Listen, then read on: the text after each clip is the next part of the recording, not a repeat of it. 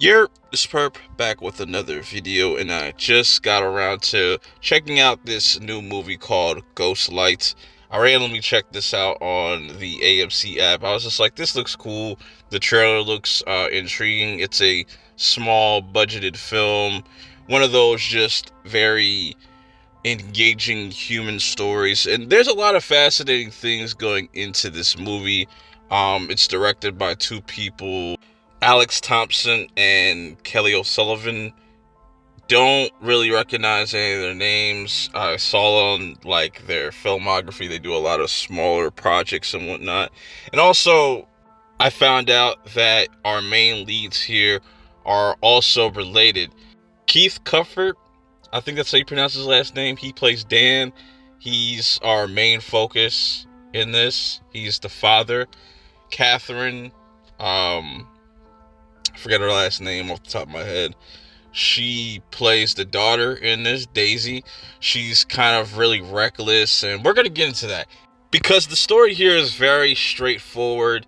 You have our main character, Dan. He's a lot older in his age.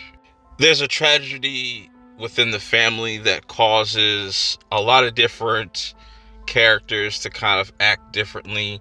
Whether that's Daisy's character dealing with a specific character at her school, which I won't spoil that because that was an interesting kind of tie-in.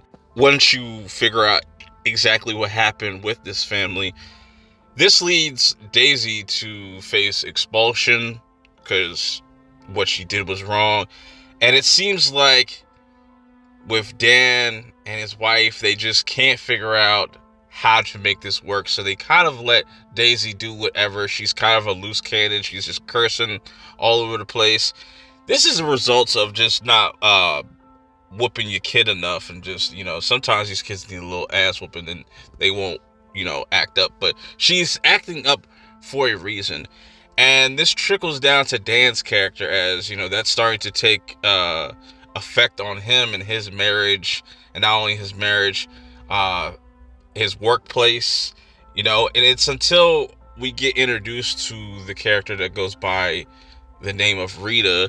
She runs this theater kind of little spot and whatnot, and this is where Dan kind of gets invited into this space and uses this to kind of cope or kind of deal with the grief that he's going through with the loss of their family member, and to also try to, become a better father on top of it, because he doesn't know how to deal with all this stuff. He's been kind of shutting everybody out, just being frustrated. It's a very Dan plays a very relatable character, and I also just like his introduction into the theater world. And another fun fact is, our main leads here have a theater background, so that was a really kind of interesting attention to detail as well. So, it's very relatable in the sense that we as people go through traumatic things in our lives, and we always are trying to look for escapisms and different types of methods to kind of get over whatever we need to overcome. And in this case for Dan, it was the theater and just the whole Romeo and Juliet thing, and how they were able to kind of flip that, and it still having to do something with family.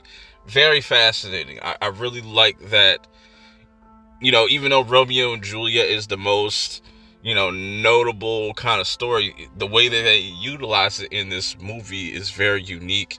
It's very gripping. There's a lot of things that are heartbreaking, like when you kind of see what's going on with the whole entire family and why it's going on.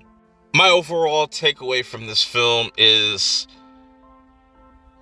no matter where you're at in life, it's never too late to kind of get into something, and doing things that you love is a good way to vent or get over specific traumas.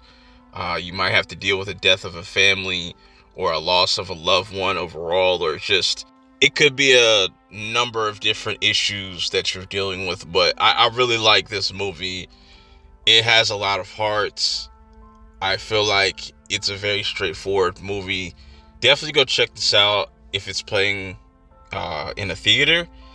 But if you want to wait till streaming, because I don't think like this has a super wide release. So, but yeah, definitely check this out if you get around to seeing it on a streaming service, or if you feel like you want to just watch a dope, heartfelt, heartbreaking type of story.